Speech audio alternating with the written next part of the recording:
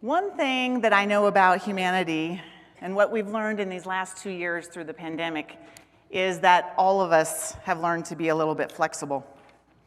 The unexpected happens too often lately in terms of who gets sick and what trips get canceled and who shows up last minute at your doorstep. I know, as I said earlier, Pastor Claire is not here, but hopefully you will also be flexible in having low expectations for what you're going to hear today. Fortunately, my mom left a lot of her sermons in my care, and they are all tucked and organized into her Macintosh computer. And this message comes from both she and I, and the wisest portions you'll know are from her. Change. Change is, and always has been, and always will be. Change has little to do with the coins that are in your pocket, and more to do with the before and after. Before and after you met the love of your life. Before and after your first job, and when you retired. Before September 11th and after. Before COVID and after. Before there's a diagnosis and after. In the beginning, God created the heavens and the earth. But God didn't create a once and forever landscape that never changed and then just signed initials at the bottom of it. Creation means new stuff, and that means change. Natural change created by God, and change created by those God created, us. Yes, times are changing, and so are we. I was told once that if you're not changing, you're not growing. And physiologically, that is true. Your body is changing all the time. Your cells are growing and changing. And it's emotionally true as well. My grandmother never had a cell phone. I don't think she ever sat on an airplane. She was incredibly intelligent. She taught on an Indian reservation. But to her, online only referred to wet clothes. And hooking up meant attaching a trailer to a pickup. Only our choice now is how we respond to change. We can ignore it, pretend it isn't all around us, and try to go on as we were. We can hate it and despise it, or we can welcome it with open arms and be thankful that we don't get bored. Or we can choose which changes to affirm and which things to resist. We get to choose how we respond to change. We choose to let it dictate our decisions, and we choose, it may choose who we are. We can't make change disappear. We can't control it, but we can respond in ways that make our lives either better or bitter. We can decide which changes are in tune with God's will and which are not, and then we can pick our response. Growing up, getting older, that in and of itself means change. At every age, at every single stage, there are changes, big and little ones. Some changes are actually a gain, and some changes are a loss. Every day in my life, and every day in yours, there are losses. And every day, there are beginnings and possibilities of beginnings.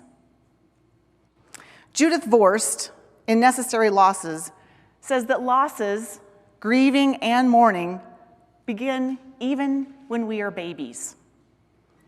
All of life consists of these endings and losses and the grief that follows, and also the beginnings, which are sometimes scary and sometimes invested with too many high expectations.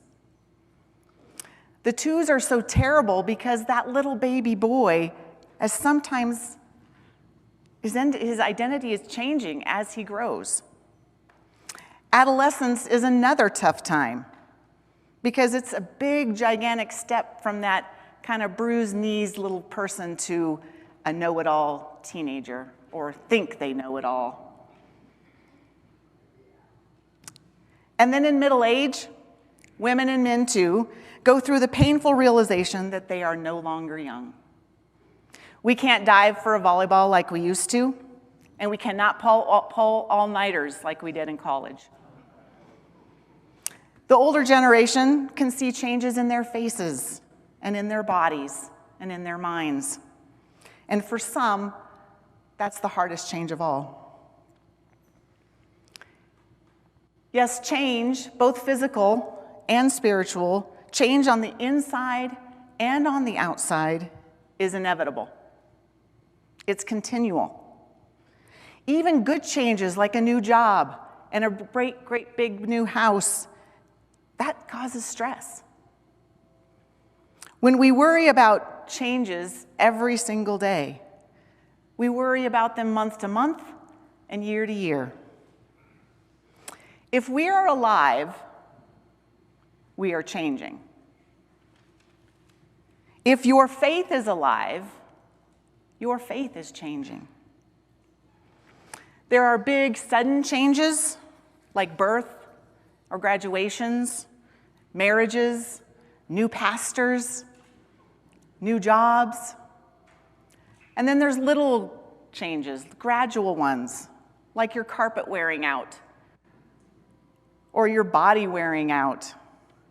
Changes with new ideas. Changes mean sometimes new ideas and different spiritual experiences, which sneak in as actual possibilities, and then hopefully become articles of faith. Change is part of the United Methodist process.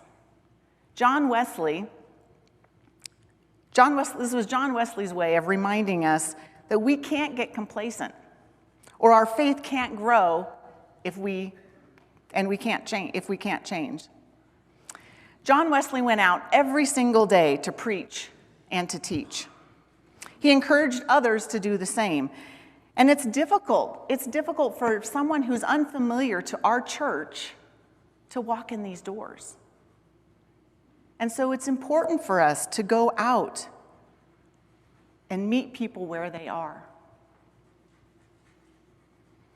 and put more of God's love in the world. All right, I'm going to risk something here.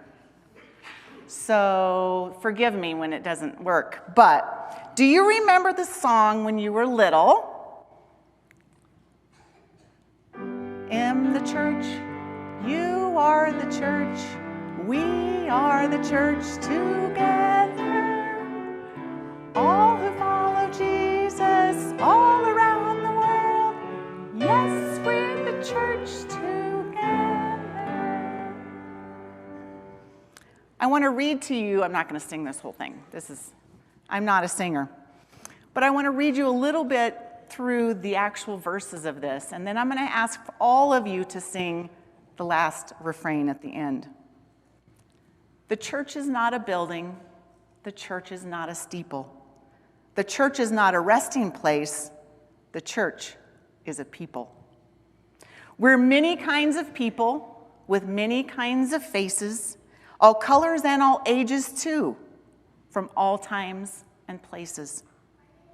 Sometimes the church is marching, sometimes it's bravely burning, sometimes it's writing, sometimes it's hiding, always it's learning, aka growing. And when the people gather, there's singing and there's praying, there's laughing and there's crying, sometimes all of it saying, we are the church, we are the church, we are the church together. All who follow Jesus all around the world, yes, we're the church together. Now that catchy little tune, I hope, sticks with you all day long, and it's a little worm that's in there. But are we there, believing those words of that song all the time? Yes, for everything there is a season, and a time for every matter under heaven, a time to be born and a time to die, a time in between to live and to most certainly to love, a time to listen and a time to speak, a time to embrace tradition and a time to embrace change. And so if change is inevitable to this world and in ourselves, what can we do about it? We can begin by remembering that God does not change. Our understanding of God might change, or it probably should. Our relationship to God might change, and it probably should. So does our connection to God directly and through others. But God is and was and always will be. God's steadfast love and forever presence was revealed in the person and teaching of Jesus Christ. And that mysterious revelation keeps on happening. But God never stops loving us. And God never stops being with us. As Paul put it in the Romans, nothing can separate you from the love of Christ. And then we can kind of listen to or remember the scripture that Sandy read this morning that are all fairly familiar and decide what it tells us about change. I wonder if Martha Stewart ever really read that story about maybe her namesake. And I wonder if she ever struggles with how to balance her get the things done self with her spiritual connect with God self. Notice that Jesus is not really scolding Martha, certainly not putting her down. He simply points out that there are different ways to respond to anything. We don't really know the end of the story. Did Martha just stomp back into the kitchen? Or did she too go sit and listen? I suppose most of us, at times, yearn for some Martha to kind of tell us what to do, to explain to us what a good thing is and how to get it done. I think of us as having a bucket of spirituality, and it's filled more or less with spiritual energy and compassion. If we're the kind that's always dipping into our bucket and giving it away, always doing for others, or at least always doing something, like Martha, then our bucket slowly gets depleted. But if we're always Mary, just filling our bucket from God and others until it's overflowing and not serve others at all, we don't get much done at all. The 100% Marys are always in the process of being and becoming. They struggle, maybe a little bit, to get stuff done. Life is not really about you being either a Mary or a Martha, but being both. Think about it a minute. When are you a Martha or a Marvin? The helper, the fixer of everything, the busy bee, the anxious aunt. And think about a minute, when are you a Mary, Michael? When do you intentionally take time for God? Alone time, prayer time, when you listen to God instead of listening to all the things that you want God to do for you. When do you help others and be a Mary? Do you slow down enough? Are you ever still enough so that God can get through to you? This is a sermon for me. Are you mostly Martha? 60%? 90%? How much Mary Michael do you need to fill up your spiritual bucket? And how do you make sure it gets filled once in a while? Some people believe that the busier that their hands are, the closer they get to God. And some people believe that the stiller that they are, the closer they can get to God. To respond to change, we need to let Scripture speak to us. We need to balance our serving others with our connecting with God's selves. And then we need to be aware to wonder. Kathleen Fisher says that wonder is a gift of God. Without wonder, we cannot pray. Prayer, too, is a gift from God, a way of connecting with God and our own selves. Without connection with God through Jesus Christ, we cannot love ourselves or God or others. Part of wonder is becoming aware, really hearing and seeing the pain of others, really hearing and seeing their joy, their anger, and really listening to them. I've never known a schizophrenic person except for on TV. I've never seen a child dying of hunger except on TV. I've never experienced true poverty or true racism. Yet we've heard so many stories about it, and we read the facts, but we just would rather forget them. So if we can't force ourselves to wonder at and appreciate the power and love of God, we can at least be intentional and be more aware of the world out there. Again, I'm talking to myself. I don't want to listen to the news. I don't. I barely read the paper on Sundays.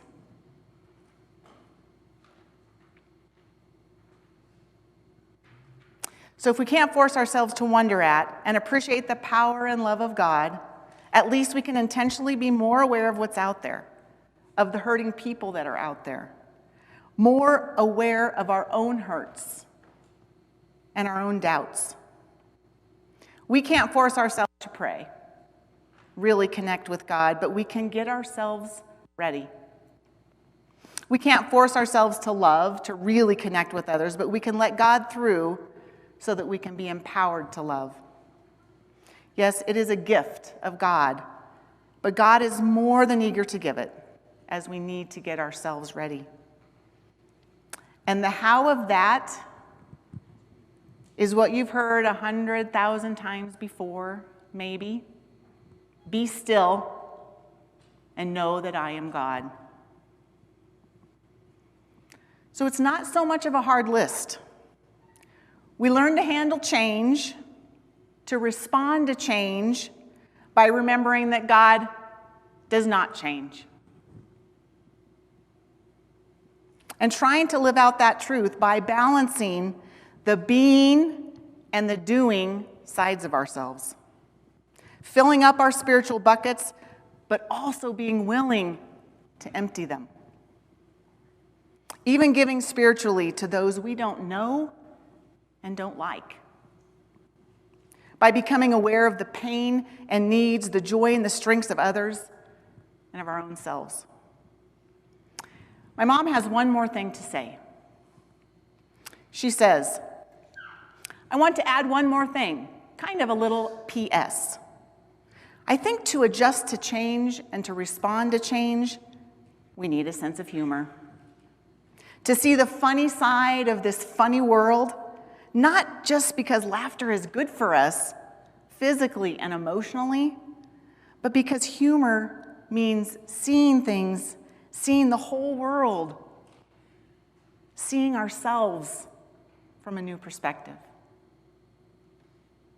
And now, thanks be to God. For this is the day, and this is the world, and this changing world that God has made. Let us rejoice and be glad.